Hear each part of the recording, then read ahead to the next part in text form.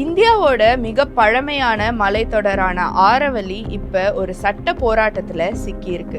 அது என்னன்னா 100 மீட்டருக்கும் கம்மியா இருக்கிற மலைப்பகுதி எதுவுமே ஆரவல்லியா கருதப்படாது அப்படின்னு சொன்ன இந்த புதிய வரையறை ஒரு விவாதத்தையே கிளப்பியிருக்கு.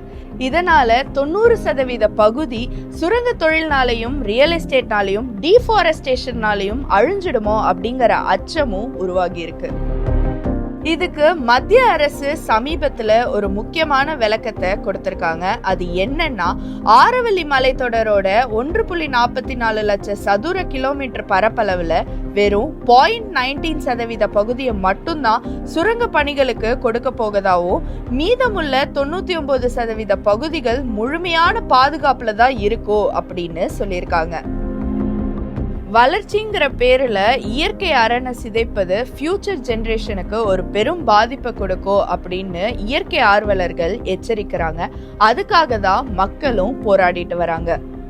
ஆரவல்லி மலைத்தொடர் வட இந்தியாவுக்கே ஒரு பெரிய பாதுகாப்பு அரணா இருக்கு. அதாவது தார் பாலைவனத்திலேருந்து வர மணலையும் வறண்ட காத்தையும் கிழக்கு பக்கமா அனுப்பி உத்தரப்பிரதேசம் இந்தோ கங்கை சமவெளி பகுதிகளை பாலைவனமா மாறவிடாம தடுக்கிற ஒரு இயற்கை சுவர் தான் ஆரவல்லி.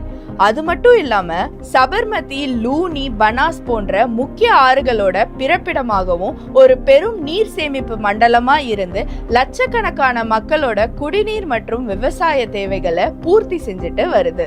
இதோட கோடை காலங்கள்ல வெப்ப காற்றை தடுத்து நிறுத்துறது மட்டும் இல்லாம பருவமழை காலங்கள்ல மேகத்தை தடுத்து வட இந்தியாவில சீரான மழை பொழிவை உறுதி செய்யறதுக்கு ஆரவல்லி உதவி செய்யுது. ஸ்ருதி பாலசுப்ரமணியன், TNC தமிழ் செய்தியாளர்.